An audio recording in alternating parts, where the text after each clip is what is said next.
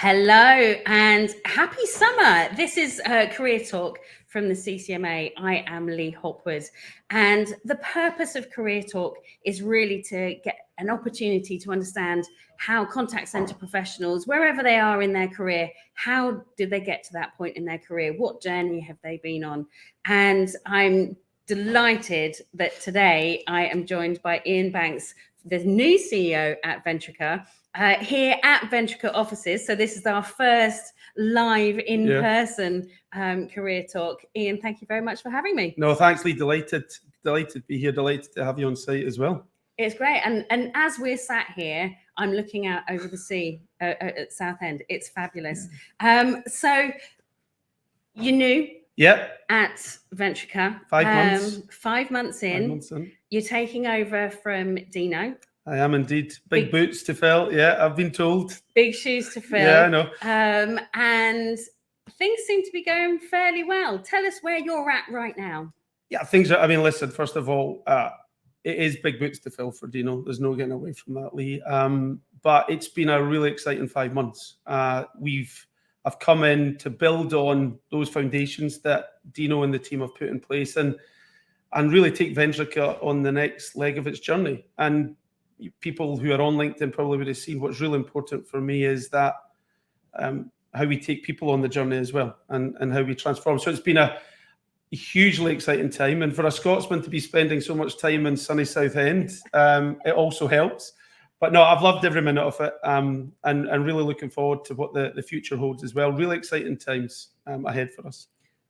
But you've not always, so I know you've got a really long career in, and I think you were saying the other day on LinkedIn, 25 years in contact centres, and you've spent much of that time within the BPO network. Yeah. But that's not where you started. Where did you start out? Yeah, and someone actually said to me last week, they called me a BPO veteran, which the grey hair probably gives that away. But I was like, veteran? No, I don't know if I like that phrase. So I actually started out 25 years ago. I started as an advisor on the phones working for TSB Phone Bank before the days of internet banking and people would phone to go through their bank account, check transactions. And I still remember to this day the script that I had to follow for doing check and balance transactions, paying credit cards. It's one of those ones that have been ingrained in my head. So yeah, I started off. And I think it's helped me, actually, because I started off as an advisor, which I think is probably the hardest job behind a team leader in the contact center environment. And contact centers is my whole career. It's giving me the career that I have today. It's allowed me to take the position as CEO. It's given my family a phenomenal lifestyle. And without it, I said to you before we joined, I don't know where I would be, actually, without contact centers. It's just part of my blood, part of my DNA now. So where did you? That's going from an advisor to CEO of a successful BPO. There are some steps along the way. Yeah. Where did you go after TSB? Oh, so you're stretching me now to get the memory. So I stayed more in-house at the beginning. So after TSB, and I worked. I think I'd done pretty much every position from team leader to workforce management. And my last job in TSB was customer care, which was interesting. But I then moved to Royal Bank of Scotland.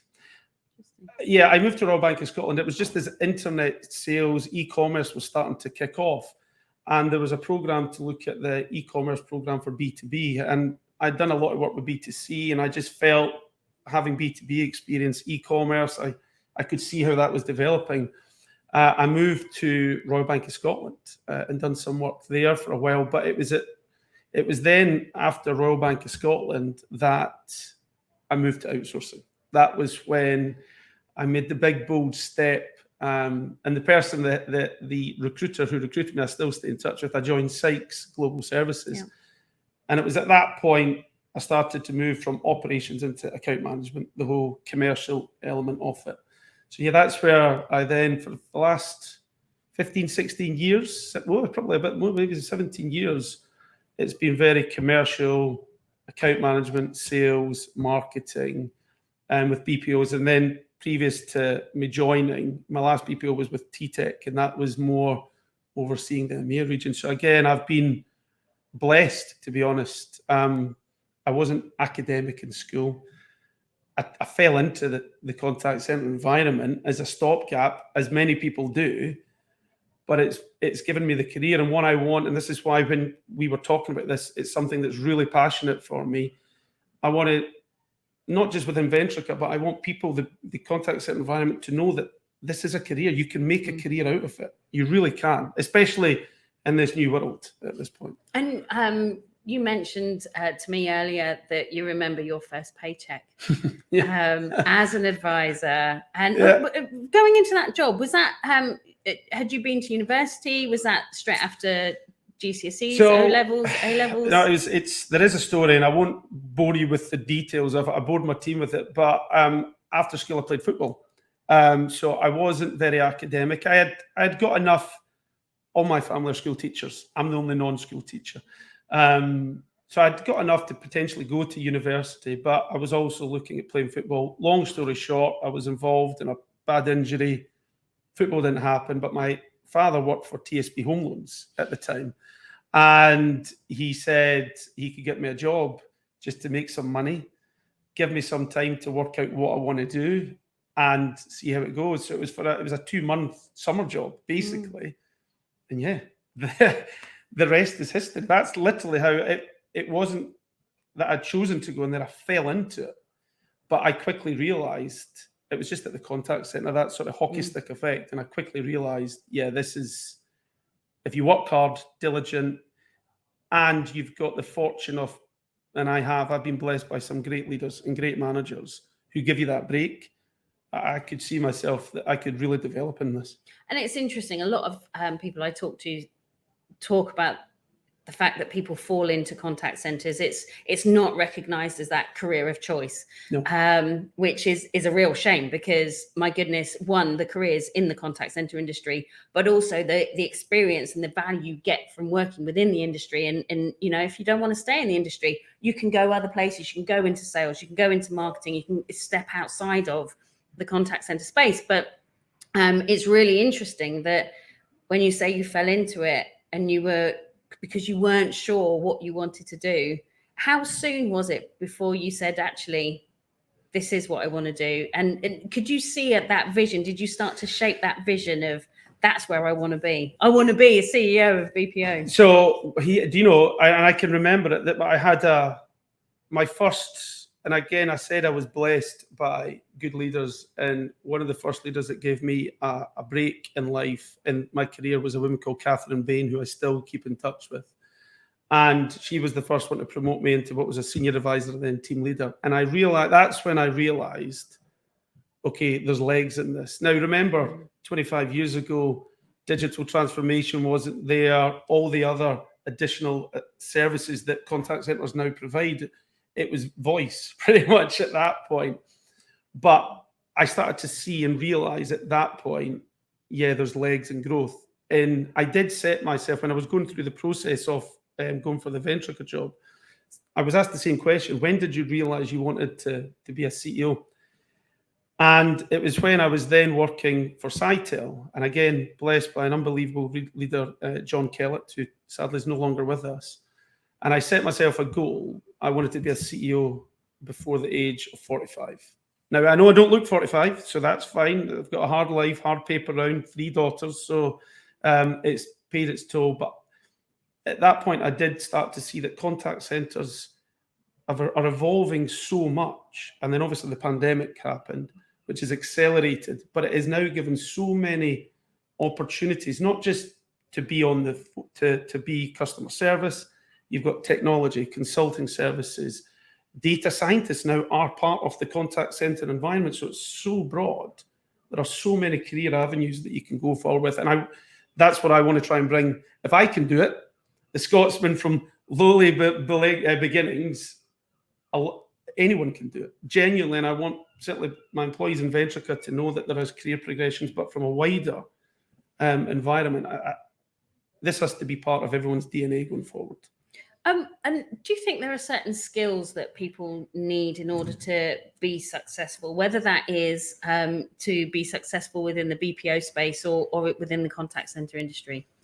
Yeah, I do. I think there's a word that keeps getting used a lot at the moment, is about empathy, about relatable, and about having those strong people skills. And I'm a big advocate of, from a people point of view. Yes, technology is shaping our influencing and shaping our industry at this moment in time. But at the end of the day, this is still very heavily driven by people. So I think having those strong interpersonal people skills, I think being able to relate to the jobs. And again, I think for me, that's what people have said about me, because I've done the hard jobs, which are the agents, the team leaders. Those are so hard. I can relate to a lot of the pain points. So I do think, yes, there are specific skills. That entrepreneurial mindset is given now is important. But I am also blessed by having a strong family who keep me very, very grounded. So I do think that's also really important, not getting ahead of yourself. It's not a race to the top, knowing where your strengths are and playing to those strengths. And I was given, again, John Kellett gave me one piece of advice, which was never compromise. Never compromise. Don't take second best. Don't do something if you don't think it's right. Always, always strive for excellence. And that's my DNA, and it served me well. I can't complain. So on that basis, what is the kind of culture? And I appreciate 5 months into your role here at Venturecare, and I mean, it's already a great culture. Dino's handed over a great business, but what are the kind of things that you think are important in the culture of a contact center? Communication first and foremost. I mean, I talk about being blessed by having some great leaders. I've been blessed by having or witnessing people who maybe are not as great leaders. And I've been able to pick the good things from the good leaders and the not so good things from people who maybe aren't as strong as that. And I've witnessed it myself, that without clear and effective communication throughout the organization, it bleeds. It really bleeds. And it's scary how quickly it bleeds. So for me, communication is so important, because my team will say that they hear me talking a lot about going through a journey. And it's those moments in truth that you've got to make sure that you're taking people along and you're winning the hearts and minds. And the only way to do that is through effective communication, transparency and honesty, and creating a vision where people can really buy into it. So the culture I want that we're building on from Dino's legacy is that transparency, is that journey, creating career opportunities, that and growing the organization as well. And do you think that that's, I mean, talking to recruiters across the industry, and they've been pushing organizations to offer those career opportunities. Are you seeing that coming through now? Is that the kind of thing that that you have to provide now, is the career opportunity, as opposed to a little bit like yourself, I just want a job. I don't really know where I'm, in your early careers. Yeah, and it's, yeah, so the answer to the question is yes, because when I joined, it was about a salary and a job title. Yeah. That's what it was. But that's not what the world is looking for. And the demographics coming through, it's, yes, especially in the current economic crisis, and remuneration is important, of course, but it's the additional benefits, the culture, the environment that you provide.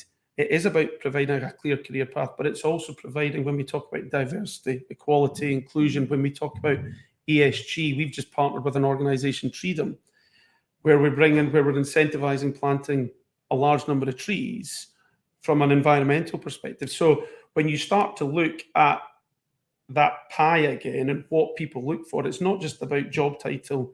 That job title probably doesn't even exist anymore. It is remuneration, but it is about culture. It's about environment. It's about additional benefits that people feel they have a value and purpose that they can hold on to. Working locally within the communities, working with charities. For me personally, that's absolutely fundamental, giving back to society as well. So tell us a little bit more about the charity work, because I know that you do a lot with charities. Yeah, it's something that I'm extremely passionate about. I do a lot of work for Macmillan Cancer. I'm part of a group in Scotland, well, across the UK, where we've raised a considerable amount of money for that organisation, something that's close to my heart. And yeah, I'm doing, so I've done this year the West Highland Way, which was extremely difficult, 96 miles in 4 days. I've got climbing Kilimanjaro in October this year. And we do marathons, we do charity work. And for me, and again, I talk about a sense of purpose. Yeah. That's just part of my DNA. And as I said, this industry has been unbelievably good for me. And the way I've been brought up by my mum is to give that back. So I love doing it.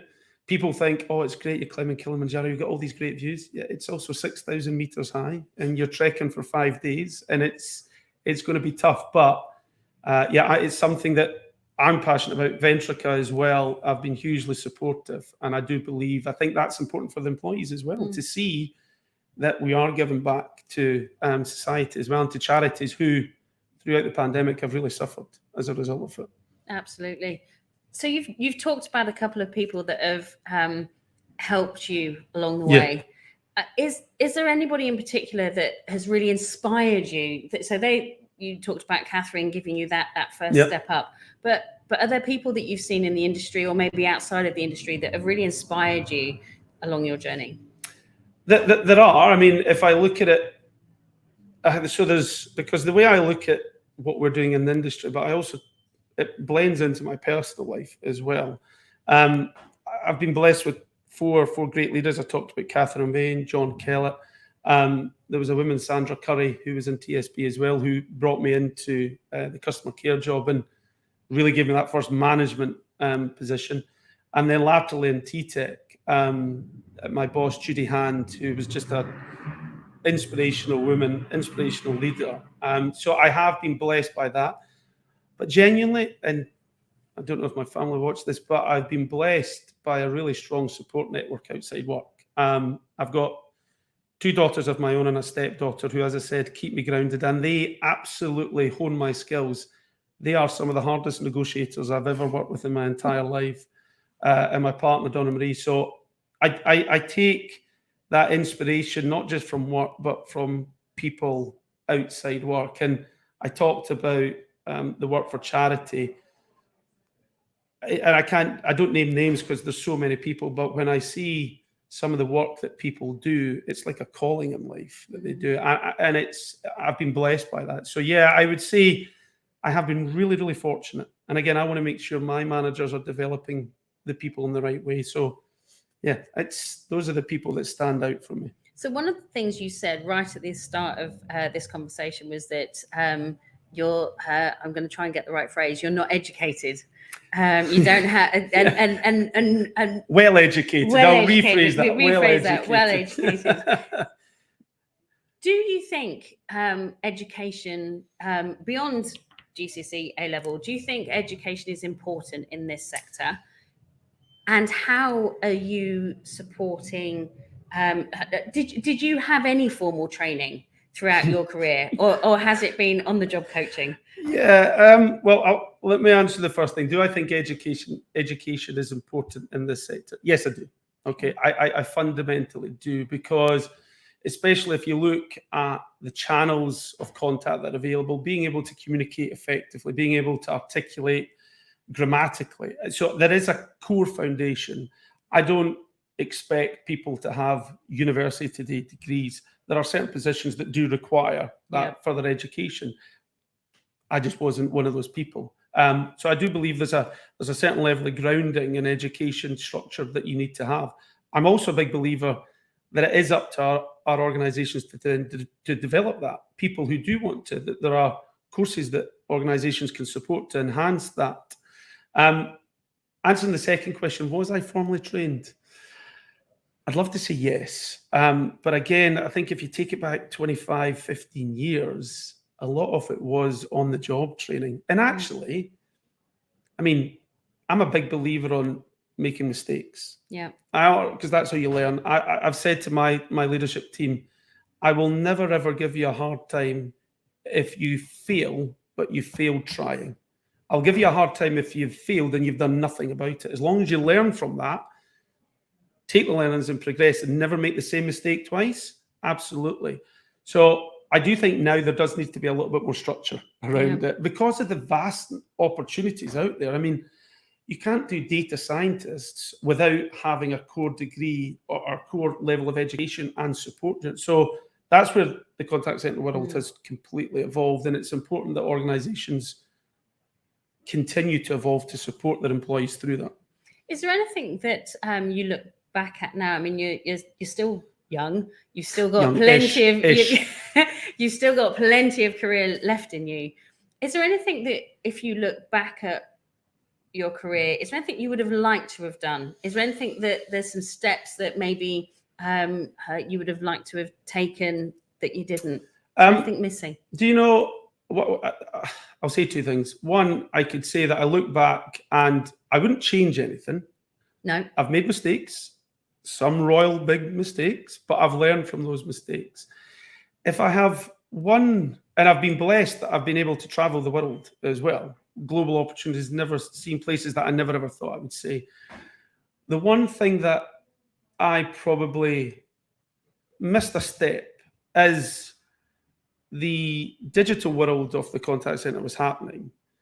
I think everyone was talking about it and no one was really doing anything about it. Then COVID has hit and it's just evolved and accelerated. And in terms of my own personal development, I probably would have liked to have learned more about that digital capability, the digital infrastructure. I'm not a techie geek, not at all. So that's probably an area that I want to develop more. But what I'm a huge believer on is the success of Ventrica or any of the other jobs I've done. It's not been about me. It's been about the team around me. And my goal is to make sure that I surround myself with good, talented people that will challenge me and will fill in the gaps that come through me. And I've been very fortunate to work with a really great team. Do you like being challenged? Oh, yeah. I think that, again, that's living with 3 daughters and a partner. I don't really get a choice. I get outnumbered on that one. So, yeah, I absolutely, because I do not profess to sit here and say that I know the answers to everything. Hell no. And I want people to challenge. And I'm a big believer in the industry. I like to challenge the norm as well. I like to push the boundary and challenge the norm. So, yeah, there's a way in which you challenge someone. But I'm a huge believer in the team that I've now brought into Ventrica are a phenomenal team that will absolutely challenge me and allow Ventrica to push the envelope as well. What's the best advice you've ever been given? I kind of said it earlier on. And as I said, John Kellett, who I worked with in Sitel, and he passed away. And actually, he gave me this advice. He passed away on a Sunday, and I fortunately got to see him on the Saturday, the day before he passed away. And as I was saying bye to him, this is true. As I was saying bye to him, and it was going to be the last time I spoke to him, I leant over and gave him a hug, and he genuinely whispered it in my ear. He said, "Never compromise." True story. He said, "Never compromise." And in my home office, I've actually got the slogan, "Never compromise." Now, I've been given other advice that's helped me, but when I look at that piece of advice from when he gave me it, and that was only 5-6 years ago, he gave me that piece of advice, that has been so critical because there's been junctions in my career where I could have compromised. And I've chosen the decision not to. And it's led me to where I am right now. Because if I had made a different decision over the last 3, 4, 5 years, I would not be sitting where I am today. But that's a hard piece of advice to keep following. Never compromise. It is. Now, but I think you can articulate in a different way. Never compromise. Don't be second best. Don't sell yourself short. Don't sell yourself short. Don't sell the company short. And always strive to be better. I've got development opportunities. So it's never standing still. And again, this is maybe another piece of advice, but someone said, well, you're standing still. And someone else came in and said, well, actually, you're not standing still. You're moving backwards because your competition are moving forward as you're standing still. So I suppose you can articulate in a way that says, don't settle for second best. Keep striving for something better. And if you put your mind to it, and I've found that, then it is absolutely, the mind, the body is a great thing. If you put your mind, did I ever think I could run 3 marathons? climb Kilimanjaro, never. But if you put your mind to something with a clear plan, you can achieve anything you want. What does the future look like? Now, I know that you're only 5 months in to this role at Venture, and I'm sure you've got many years ahead, but what does that future look like? Do you still see yourself developing personally, and what does that look like? Yeah, so for me personally, there's no finishing line. Yeah. It's ongoing. I am not, and I don't think I'll ever be the finished article. It is a constant evolution. I know what I need to develop on. Ventrica, I think if Dino and my board are watching this, they're intrigued to hear this answer as well as anyone else. But no, we are going on a really exciting journey. For me, it's about people. I can't, especially in a post-pandemic world, we've got to ensure that we've got the right culture, the right environment, and we are going on a journey with Ventrica. It's going to be exciting. I say to my team, and in my last communication, just strap yourself in. It's going to be a roller coaster. But I do see the level of opportunity in this industry for organizations, for associations, for employees to grow and aspire to new heights, I think is unparalleled. It's never been. And I know it's difficult because I'm talking about a lot of positivity when there's maybe difficult times ahead for people. But if I look at the outlook for the industry that we're in and for our employees, and I see that there are real great opportunities out there. It's not just about voice anymore. It's omni-channel, it's digital, it's transformation, it's RP. I mean, so many acronyms, I get lost. But it's really exciting. And you're right. There are some tough times, and we can't take anything away from that. But actually, as we saw with COVID was a tough time, but it brought in lots of opportunities. When you're having those moments, they do bring in a lot of opportunities. And it's, I guess, being in the right place at the right time with the right mindset to take advantage of those opportunities. Yeah, and sometimes it's luck. Sometimes it is Lady Luck looking down on you, and I do believe in that as well, that people are upstairs looking down. But yeah, I do believe that with the right structure, have that entrepreneurial mindset with the right structure behind you and the right people. Yeah. Again, I keep going back to that, having the right people that will bring that organization on the journey. I've used this phrase a lot in LinkedIn comments recently, moments of truth, because I believe our employees here are to deliver those moments of truth and to bring brands closer to their customers. And if you can get the right people with the right passion and the right mindset to deliver those moments in truth, I think the world's your oyster at that point. Nice. Now, I've got some quick fire questions for you. What did you have for breakfast? A full English breakfast today. Because I'm traveling back home, I knew I wasn't going to get lunch. So I normally have scrambled egg, but I had a full English breakfast today. Good effort. Full on. Good effort. When you were little, did you know what you wanted to be when you grew up? Footballer, obviously. Yeah, footballer. Do you prefer social time or alone time?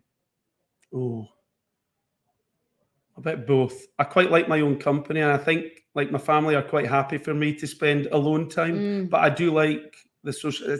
I wouldn't say social. Do you know what? I knew that was going to be a difficult question for you because you're a sociable person, you're a people person, but actually some time on your own. I quite like my own time, just the downtime. But yeah, I'd say social if I was to pick one. Love it. What is your go-to pastime? Climbing Kilimanjaro? I would say, I think I'll do it once and once only. Yeah, it's that giving back. It's the fundraising. But for me as well, this is a pressurized job, environment work, and it's having something from a mental health point of view, to clear the head. So whether it's running, walking, taking my dogs for a walk, I'm a big believer in supporting mental health and doing whatever you can exercise-wise to help your own mental health. Do you know what? That's more important now than possibly ever, that looking after your mental health, but getting that downtime, especially as a CEO, having that chance to do that downtime. And that's not necessarily just being with the family instead of it being in a work environment, but having that on your own time. Yeah, it's really important. And it does give you clarity. That's what it does. It allows me to see things much clearer than what I would be seeing if I was completely maxed out. Yeah, absolutely. I'm with you on that. And final question, what's your hidden talent? Oh God, my hidden talent. I don't know if I've got a hidden talent. All my talents are extra. I'm kidding on. A hidden talent. Do you sing? So I wouldn't say I'm a great singer. I only sing when I've had small alcoholic drink as well. My hidden, do you know? God, my friends, if they're watching this, I was a good football player when I was younger, and very sporty. So I would say, yeah, I was talented from a football point of view, but it's not a hidden talent. But this is true. Being a parent in itself is a talent, because no one writes a book on how to be a parent. And having 3 children, 16, 14, and 14, it's a talent in itself to manage those children. So that would say is my talent. Everyone's talent. Do you know what? Having 14-year-old twins myself, Yeah, you know how it feels. There's a talent in that. Iain, thank you so much for joining me today. Really appreciate you giving us your time and also welcoming me to your offices here in Southend-on-Sea. Please do continue to watch other episodes of Career Talk. They're all available on the website, ccma.org.uk/careertalk. And I will be back soon. Thank you. Thanks, Lee.